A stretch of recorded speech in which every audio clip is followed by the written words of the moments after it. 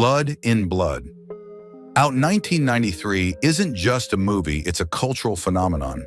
With its raw portrayal of brotherhood, loyalty, and life on the streets, the film left a lasting impact on audiences around the world.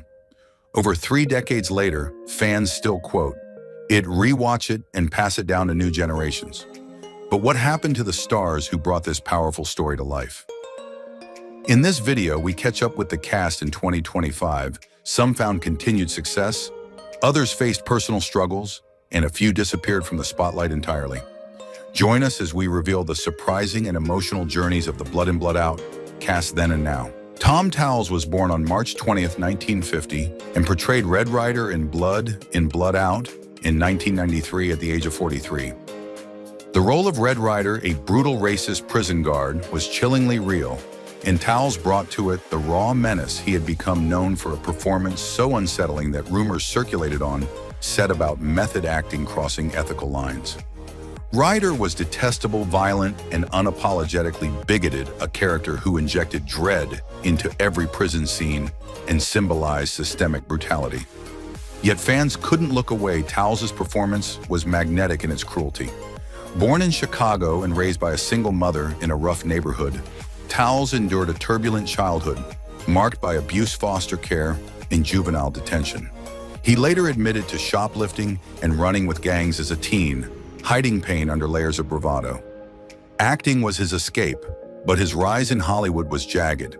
Though acclaimed for his work in Henry Portrait of a Serial Killer, he was often turned away from mainstream projects for being too intense or visibly threatening. He was typecast relentlessly, and by the late 90s, struggled to land roles beyond horror or villainy. One of the darkest rumors involved his obsessive commitment to roles, locking himself in a cell for a week before filming Blood in Blood Out, and allegedly intimidating younger extras off camera. In personal life, Towles battled alcoholism, and though he cleaned up in the early 2000s, he never had stable relationships. One ex accused him of emotional manipulation and paranoia. He had no children and never married. Despite his gruff image, some described him as deeply lonely, especially after the death of his brother from AIDS in 1990, a loss that haunted him. He died on April 2015 at 65 following complications from a stroke. At the time of his death, he had a net worth of approximately $1.5 million, including royalties, modest real estate holdings, and a collection of horror memorabilia. His legacy is complex, a man who portrayed monsters convincingly because he understood darkness all too well. Lanny Flity, born July 27, 1942, took on the role of Big Al in Blood Out at the age of 51, delivering a performance that was as haunting as it was overlooked. Big Al, a manipulative, commanding prison shot caller, represented the sinister machinery of racial politics behind bars. His cold-blooded strategy and veiled threats added an eerie weight to every scene. Flity was terrifyingly convincing, and the industry took notice, though the public largely didn't. Raised in Pontotoc, Mississippi, Flity grew up in a deeply racist, impoverished town and later admitted to being exposed to pure hate from a young age. His father was a World War II veteran turned alcoholic who would beat his wife and sons during nightly rages. Lanny left home at 16, hitchhiked to Texas, and survived as a ranch hand before finding theater at a community college. Though he gained respect as a stage actor, his film career was punctuated by bitterness and disappointment. His gruff, no-nonsense persona led to constant clashes with directors. On the set of Natural Born Killers, he reportedly screamed at Oliver Stone and walked off for 2 days. Flity had one major implosion in 2001 when he drunkenly confronted a casting agent at a rap party, accusing them of destroying real actors with pretty boys. He was blacklisted from major studio films for nearly a decade. His personal life was reclusive. He married once, divorced quickly, and lived alone in a remote farmhouse in Tennessee. Neighbors called him the Ghost, and he often told reporters he preferred animals to people. He lost 2 brothers, one to suicide and another to drugs, which he never recovered from. Flity died on February 18, 2024, at 81 due to complications from surgery.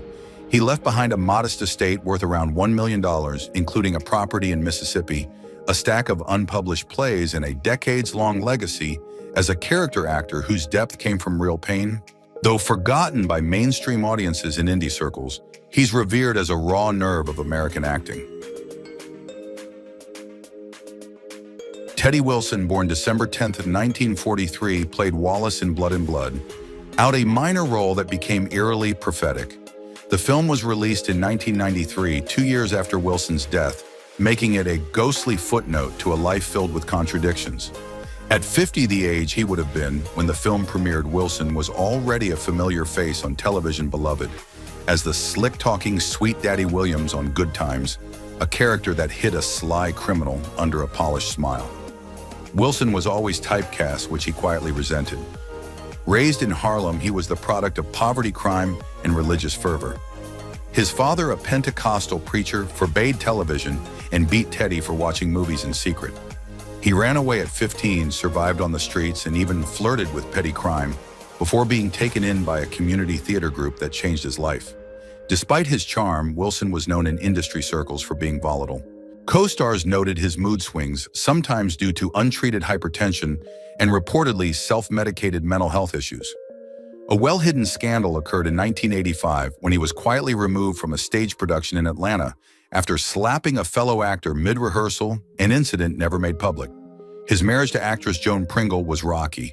They separated twice before reconciling. Insiders claimed he was jealous of her more stable career and suspected her of infidelity, though no proof ever emerged. Friends said Wilson lived in quiet torment, battling addiction to sleeping pills and struggling with deep anxiety. When he suffered a stroke in 1991, he was already facing financial difficulties due to a failed business investment in a Harlem jazz club. He died on July 24, 1991 at 47. At the time of his death, his net worth was estimated at $1 million, much of it tied up in royalties and residuals. Despite never achieving leading man status, Wilson remains etched in memory as a charismatic figure haunted by demons the public never saw. Lupe Ontiveros, born September 17, 1942, took on the role of Carmen in Blood Out in 1993 at the age of 51. Carmen, a hardened drug dealer who's ultimately ensnared in Paco's sting operation, was a far cry from the domestic roles Ontiveros had become typecast in, but she relished the grit, once saying, "It was closer to the truth than most people would ever admit." Lupe spent decades playing maids, cooks, and background Latinas over 150 times, but what viewers didn't see was the rage she quietly carried for being boxed in. Born into a conservative Catholic family in El Paso, Texas, Lupe's early dreams of architecture were crushed by cultural expectations that she stay close to the kitchen. Her marriage to Elias Ontiveros was rocky. The couple separated several times before their eventual quiet divorce in the late 90s. Their 3 sons rarely appeared in public with her, and one reportedly cut ties after years of clashes over her relentless work schedule. Lupe was outspoken off-screen, often lambasting the industry's racism, yet this advocacy cost her. Studios viewed her as difficult, and she was quietly dropped from multiple projects. Her most controversial role, playing Yolanda Saldivar in Selena, brought fame and fury. She received hate mail and was once assaulted in a parking lot by a Selena fan who mistook her for the real killer. Behind closed doors, she suffered financial instability, pouring money into causes and indie films that never saw release. Diagnosed with liver cancer in 2011, she kept her illness hidden from many friends, continuing to act until her final months. Lupe Ontiveros died on July 26, 2012, at 69 in Whittier, California. Her net worth at death was estimated at just $250,000, a shockingly low figure for someone whose face was etched into the American psyche, reflecting a lifetime of underpayment, overlooked brilliance, and the brutal cost of fighting the system. Victor Mojica, born July 31, 1933, played the menacing prison figure Mono in Blood Out in 1993, marking his swan song in acting at the age of 60. Though his screen time was limited, Mono's cold stare and quiet dominance made him unforgettable, a reflection, perhaps, of Mojica's own enigmatic persona. Of Puerto Rican descent, he spent most of his career cast as Native American characters, a deception Hollywood both demanded and exploited. Raised in Spanish Harlem during the Great Depression, Victor's youth was steeped in poverty, gang violence, and relentless identity conflict. He rarely spoke of his early years, but former classmates recalled a brilliant, angry kid who vanished for weeks at a time. After a stint in the military, Moika broke into acting, though his path was paved with indignities. Typecasting became his prison. He played warriors, shamans, and outlaws, never allowed to simply be Latino on screen. Though never publicly embroiled in scandal, Moika was known to be difficult on set, intensely method-prone to disappearing without warning, and quick to lash out at directors he deemed frauds. His biggest career collapse came in the late 70s when he was fired from a TV pilot after slapping a producer during a creative dispute. From that point on, major roles dried up. He never married, and some speculated that he lived a closeted life, though he denied rumors of affairs with several high-profile male actors. In the 1990s, he withdrew from the public eye, entirely settling in a remote California cabin and refusing interviews. Moika died on October 17, 2019, at age 86. His net worth was estimated at $2.5 million, largely due to smart real estate investments in the 1970s and a few lucrative buyouts from TV syndication deals. When his will was unsealed, it was revealed he had left everything to a Native American cultural foundation, a final twist from a man who spent a lifetime pretending to be something he wasn't. Luis Contreras, born September 18, 1950 in San Juan, Puerto Rico, brought brutal realism to the screen when he played Real Thing in Blood Out in 1993 at age 43. As the volatile prison character with razor-edge intensity, Luis embodied a world that disturbingly mirrored parts of his own past. Raised in East LA by Roberto Contreras himself, a respected but emotionally distant actor, Luis struggled through a fractured childhood shaped by absentee parenting and frequent relocations due to his father's career. Known on set for his piercing eyes and twitchy energy, Contreras often lost roles because he came off as too intense in auditions and was once reportedly removed from a project after a method acting experiment spiraled into an on-set altercation. His addiction to realism blurred boundaries, and some directors avoided casting him for fear he wouldn't distinguish performance from reality. Although he stayed out of criminal scandal, he battled personal demons quietly, a lifelong chain smoker with a rumored painkiller dependency after a motorcycle accident in the mid-90s that left him partially disabled.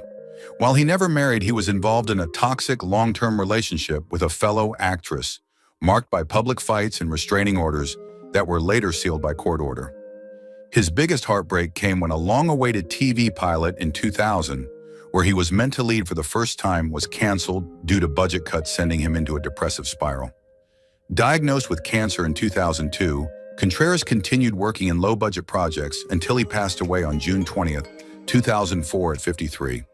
His net worth, $750,000 at the time of death, was primarily from cult classics and residuals. In death, Luis became what he never could in life, a symbol of raw, unpolished talent whose intensity burned too fast for the mainstream. Carmen Marcello, born April 14, 1947, played the character Dolores in Blood Out in 1993 when she was 46 years old. Though her role was supporting, Dolores served as an emotional cornerstone, embodying the silent resilience of women torn between family loyalty and the violent world around them. Marcello's portrayal resonated with audiences for its raw humanity and quiet strength, though few knew the depth of pain behind the performance. Raised in a chaotic household scarred by domestic violence, Carmen grew up in and out of shelters, with a mother who battled alcoholism and an absent father whose identity was kept secret even from her. Her early life was shaped by instability and emotional suppression traits she later infused into her roles. In Hollywood, she was often praised for her professionalism, but privately battled resentment over being consistently passed over for larger roles. She was once considered for a recurring part on ER, but was allegedly dropped after clashing with a casting director who dismissed her as too intense. Though she avoided the tabloid limelight, industry whispers hinted at her struggles with prescription pills during the mid-2000s, likely tied to chronic back pain that ended her stage career. She never married and had no children, though there were rumors of a long-term relationship with a married screenwriter who left her nothing in his will. Friends say she spent her final years in isolation, living modestly and quietly, coaching younger actors in dialect work. When she died on May 6, 2020, at 73 from complications of pneumonia, her death barely made headlines. Her estate, consisting of a small Pasadena home, modest savings and rights to several theater scripts, totaled about $500,000. In her will, she left everything to a community theater project in East LA, a final nod to the world that gave her a voice, even when Hollywood largely ignored it. Roberto Contreras, born December 12, 1928 in St. Louis, Missouri, took on the role of Cruz's grandfather in Blood and Blood. Out in 1993 at age 65, a quiet yet poignant performance that became the swan song of a man whose real life was anything but serene. Though he played the wise, almost spiritual elder figure in the film, guiding the younger generation through turmoil and cultural pride, Contreras carried the weight of a Hollywood system that never let him escape the box of typecasting. Born into a volatile family dynamic as the son of director Jaime Contreras, known for his temper and controlling behavior, Roberto's childhood was reportedly marked by emotional neglect and racial identity struggles, constantly mocked by peers for his mixed Mexican-American roots. While his screen presence brought him roles in iconic films like Scarface and Topaz, the real drama unfolded behind closed doors. Industry whispers accused him of harboring quiet resentment toward directors who pigeonholed him into stereotypical ethnic roles, fueling bouts of depression and prolonged absences from major projects in the 1970s. He allegedly walked off a set in 1983 after refusing to play another silent immigrant, an incident that nearly blacklisted him for a decade. His marriage was strained, often marred by affairs during his frequent location shoots, and though he kept his name clear of tabloid scandal, friends noted his increasing bitterness in his final years, particularly toward how his career had ended in quiet obscurity. When he died on July 18, 2000 at 71 from undisclosed causes, his estate was estimated at $1 million, modest considering his nearly 40-year run in Hollywood. Though hailed as a professional, Roberto Contreras died as one of many character actors, erased by an industry that applauds quietly, then forgets loudly. Damian Chapa, born October 29, 1963 in Dayton, Ohio, was 30 when he exploded into pop culture as Miklo Velka in Blood and Blood. Out, a role that catapulted him into cult legend status, but also marked the beginning of a chaotic, polarizing life. As Miklo Chapa portrayed a white-passing Chicano, torn between loyalty, survival, and identity inside the brutal prison system, winning audiences with his brooding stare and vulnerability. Off-camera, however, Chapa's life was far from poetic. Raised in a broken, violent household with a mother battling alcoholism and a father frequently in and out of jail, Damian ran away at 15 and worked menial jobs while secretly auditioning for off-Broadway plays. Despite his breakthrough in Blood and Blood Out, his reputation quickly soured. He was branded difficult after clashing with directors over rewrites and was allegedly fired from 2 major projects in the mid-90s over erratic behavior and reported outbursts. A heavy drinker, during that time he faced several minor arrests, including one for disorderly conduct during a Cannes Film Festival after-party. In 2011, Chapa made international headlines when he was arrested in Madrid on rape charges tied to a former girlfriend, though the charges were later dropped and he successfully sued the Spanish government and the accuser for defamation. His 2 divorces were public and painful, especially the second, where leaked court documents revealed alleged financial manipulation and emotional abuse. His son Presley from his first marriage later accused him of being an absent father, claims Chapa denies. Still, he carved out a niche as a self-financed director shock producer, churning out dozens of low-budget films with cult appeal. Today at 61, he lives in relative seclusion between Texas and Eastern Europe, with an estimated net worth of $15 million fortune, built not just on film but lawsuits, licensing, and stubborn reinvention. Loved or loathed, Damian Chapa remains one of Hollywood's most enigmatic survivors, his greatest role arguably being himself. Benjamin Bratt, born December 16, 1963, was 30 when he took on the role of Paco Aguilar in Blood and Blood. Out, the stern-faced cop who walked a razor's edge between loyalty and law. Paco's transformation from streetwise Chicano to hardened LAPD officer reflected painful truths about assimilation, betrayal, and survival. and Bratt played it with restrained fury. The character was magnetic, but Bratt's real life was far more tumultuous than his polished image suggested. Raised by a single mother who had been part of the Native American movement, his childhood was steeped in political activism, but marred by poverty and frequent evictions. As a biracial kid growing up in San Francisco, he was mocked for being too white for Latinos, too brown for whites. Behind his matinee idol looks was a man fueled by rejection. After Blood and Blood Out, Bratt landed his big break on Law & Order, but insiders remember him as difficult to work with his method acting, often leading to confrontations on set. He famously clashed with Sam Waterston over character direction, nearly getting fired after the second season. His relationship history is another storm. Before marrying actress Talisa Soto, he was in a volatile and highly publicized relationship with Julia Roberts, ending abruptly under mysterious circumstances. Tabloids at the time hinted at infidelity and emotional manipulation. Bratt has been linked to several models and co-stars over the years, some of whom later hinted at his controlling behavior. Though he stayed largely scandal-free, publicly whispers of ego-driven feuds and diva-like behavior trail him. Now 61, Bratt lives a quieter life balancing acting, family, and activism. He reportedly owns homes in LA and Taos, New Mexico, and has diversified investments in sustainable energy startups. His net worth is estimated at $12 million. While his star has dimmed slightly, his influence remains strong, especially in voice acting and Latino representation. But behind the charm is a man who has carefully hidden the fractures beneath a Hollywood smile. Jesse Bargo, born August 1st, 1962, played Cruz Candelaria in Blood and Blood Out in 1993 at age 31, a role that bared his soul. Cruz was the wounded artist of the trio battling heroin addiction and the disintegration of his once bright future.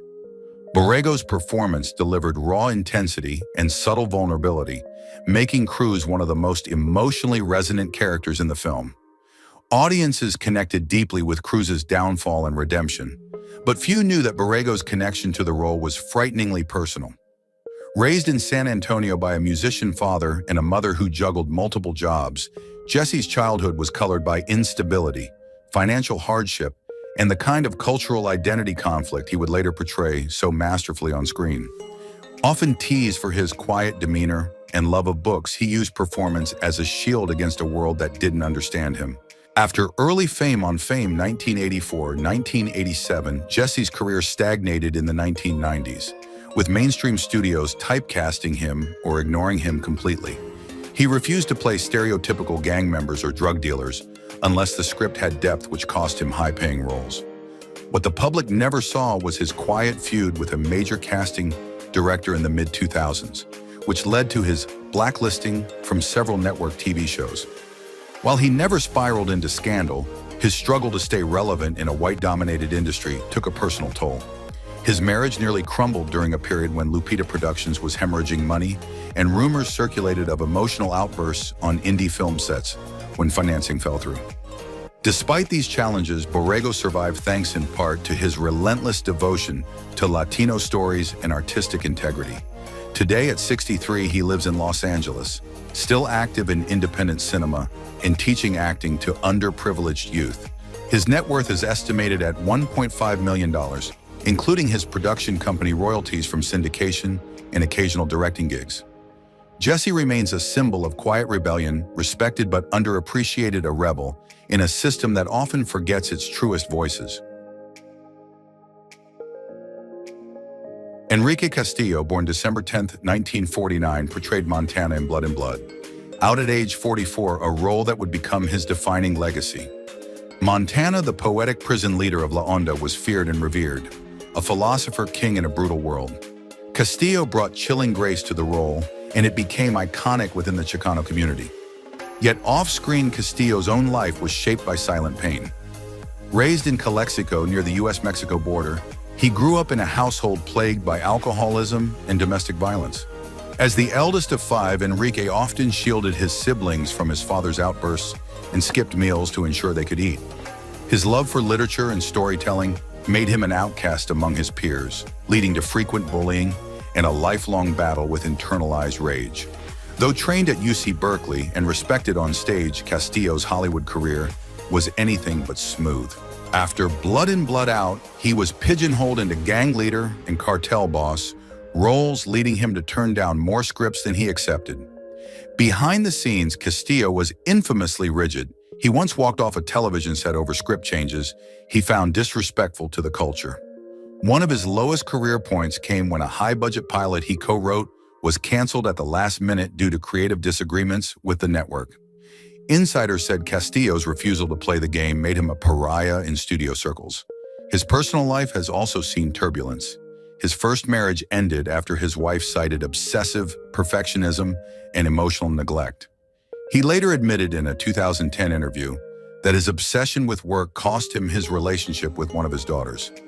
Though he avoided public scandals, those close to him knew a man haunted by unresolved trauma. Now 75, Castillo splits his time between Los Angeles and Santa Fe, writing poetry and working on documentaries about border culture. His net worth stands around $1 million, most of it tied to his production company, Four Brown Hats. Delroy Lindo, born November 18, 1952, took on the role of Bonafide in Blood Out in 1993 at age 41. His portrayal of the cerebral yet intimidating African-American gang leader brought a Shakespearean gravity to the prison scenes, making Bonafide not just a character, but a symbol of controlled power. Lindo's on-screen composure mirrored his off-screen intensity, yet beneath that dignified exterior lay a complex history. Raised by Jamaican immigrants in a working-class area of London, Lindo endured racial bullying, cultural dislocation, and deep-seated feelings of invisibility. His early years in theater were peppered with bitterness over being passed up for leading roles in favor of white actors. He once reportedly stormed off a production after being told to tone down his accent. Though now respected for his gravitas, Lindo spent much of the 80s living paycheck to paycheck, sometimes sleeping in his car. Insiders say he could be difficult to direct, pushing back hard against any portrayal he deemed inauthentic traits that earned him a reputation for being too intense and hard to control. During the making of Blood In, Blood Out, he clashed quietly with other actors over improvisation boundaries, and there were whispers of tension with Benjamin Bratt. His private life, though rarely publicized, hasn't been without storms. His first marriage ended quietly, though sources claimed emotional distance and long absences were to blame. Despite this, Lindo is fiercely protective of his privacy and has largely avoided tabloid scandal. Now 72, he lives a quiet life between acting roles and intellectual pursuits, including writing essays on race and identity. His net worth, estimated at $4 million, reflects a steady, uncompromising career. Yet many say Lindo should be far wealthier and more famous, held back by a system that never quite knew how to handle his brilliance. Victor Rivers, born October 1, 1955, portrayed Magic Mike in Blood In, Blood Out in 1993 at the age of 38. The character was brutal yet magnetic, a calculating figure within La Onda, who wielded power with an eerie mix of charm and menace. Magic Mike's loyalty was as dangerous as his rage, making him a fan favorite and symbol of the blurred line between brotherhood and betrayal. But Rivers' real-life story is even more harrowing. Born in Cuba and raised in Miami, he survived a childhood of relentless domestic violence so extreme that he once required hospitalization from his father's beatings. Few know that he was placed in foster care and ran with street gangs in his early teens, hiding pain behind a hard exterior. Football saved him. He earned a scholarship to Florida State, where he tried to leave the chaos behind. But Hollywood proved no safe haven. As a Latino actor with an athletic build and intense stare, he was pigeonholed into thugs and enforcers. His early career was littered with humiliations, denied roles due to his accent replaced at the last minute because producers didn't see the Latino angle.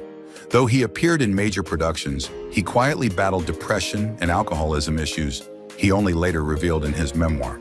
Behind the scenes of Blood In, Blood Out, he reportedly clashed with producers over script authenticity, demanding more accurate portrayals of gang culture.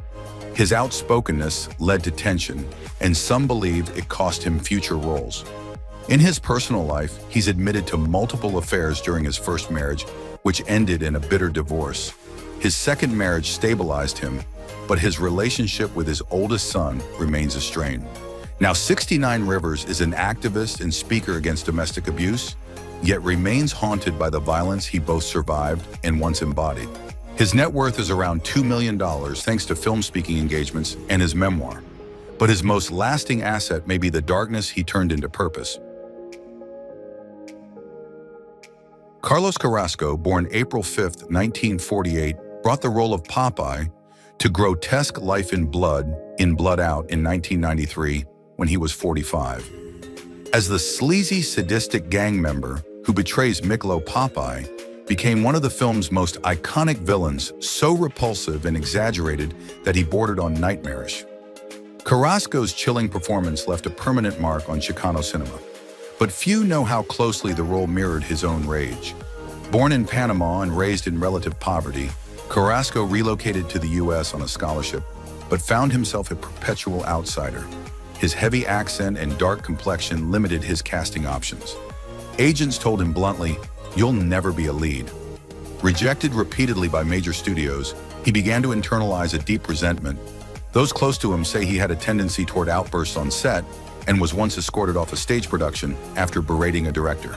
His career was built on small, often demeaning roles, thugs, cartel members, or background Latino extras despite classical theater training. He battled depression and once disappeared from a TV set for days later, claiming he was spiritually lost. The making of Blood Out was a personal rebellion for Carrasco. He insisted Popeye not be softened, saying he wanted to unleash something real. Off-set, he was isolated, often eating alone and avoiding rap parties. His personal life is largely hidden. He's never publicly confirmed a long-term partner or children, though there are unverified rumors of a love child in Mexico. Now 77, Carrasco lives in California, largely retired from acting and focusing on painting. His net worth is estimated at $1 million accumulated through decades of character work.